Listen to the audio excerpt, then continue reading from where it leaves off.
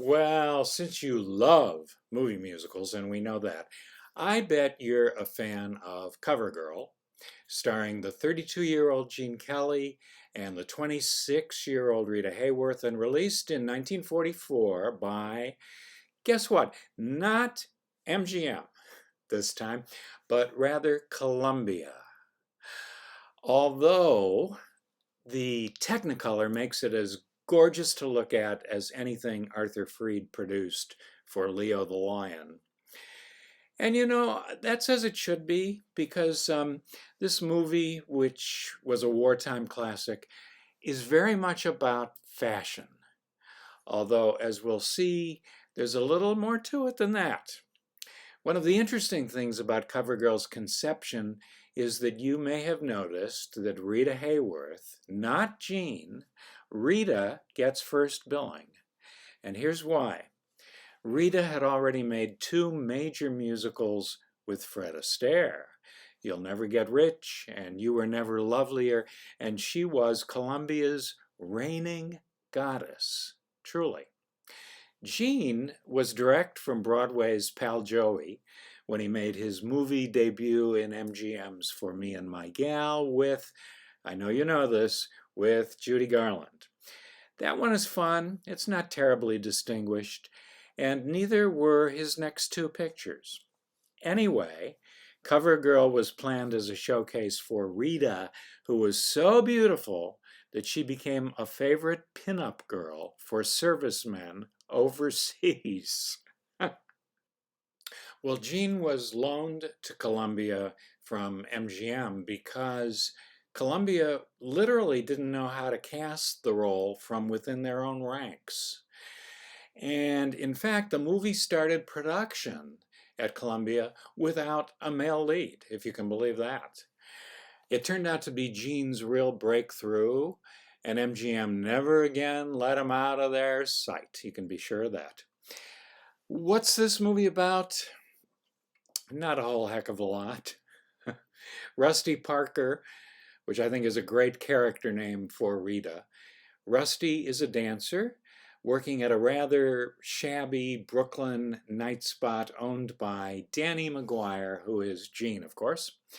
After scoring as a magazine cover girl, Rita instantly becomes a supermodel, and Jean can see what lies ahead, and he's not very happy about it. There's also a totally unbelievable flashback in which we learn that years ago, the magazine's publisher had been infatuated with Rusty's grandmother. Yeah, right. But okay, let's move on to what has made CoverGirl last, because it really has. Solid direction by Charles Vidor, and the whole score is delectable. It's by two of the giants, Jerome Kern and Ira Gershwin, and this was the only time they ever worked together. They created two of Kern's last great ballads, Sure Thing and Long Ago and Far Away. By the way, those of you who like to know about dubbing, Rita is dubbed in this movie by Martha Mears. And I should mention that in the title song, there are real models up there. Real models. Also, a real production number is made out of the film's obligatory World War II rouser. This song by Kern and Gershwin is called Make Way for Tomorrow. What's remarkable is that it takes just 3 performers to pull it off. It really feels big. Rita and Jean, of course, but also Jean's sidekick, Genius, played by comic Phil Silvers, who totally holds his own with the dancers and always credited Jean for making him look good. Phil said, "He hypnotized me." And speaking of supporting players, no one ever delivered more sarcastic wit than Eve Arden, one of Hollywood's consummate put-down artists, and she does it so stylishly. As for the chemistry between Jean and Rita, Janine Bassinger notes that Rita's dancing is sexier with Jean than it was with Astaire. I think that's probably true. It's a shame they never made another movie together because you know what? Columbia producer Harry Cohn wanted them for the film version of Pal Joey. They would have been sensational, but MGM said, not a chance. Hooray for Hollywood, right? And Stanley Donen deserves a nod here.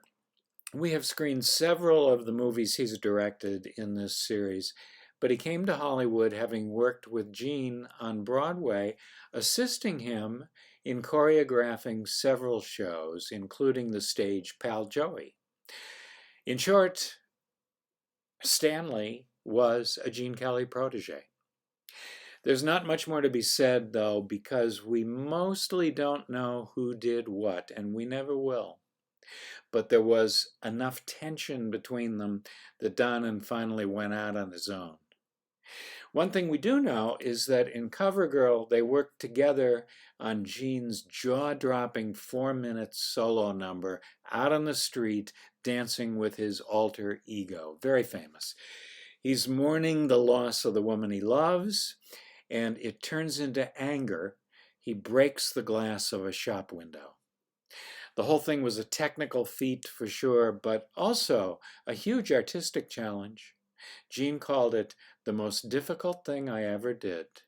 As you know, Gene's goal throughout his career was to revolutionize the use of dance on the screen. And in CoverGirl, we really have the first important example of that.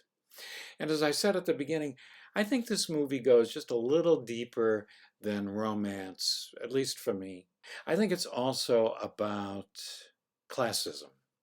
Once Rusty makes it big and is spending time with society guys, one of whom wants to marry her, the difference between the beckoning lights of Broadway and Danny's dingy little burlesque club becomes symbolic. And that goes for the difference in much of the movie between Danny and Rusty until she finally sees the error of her temptation and gives up wealth and fame to marry the man she really loves.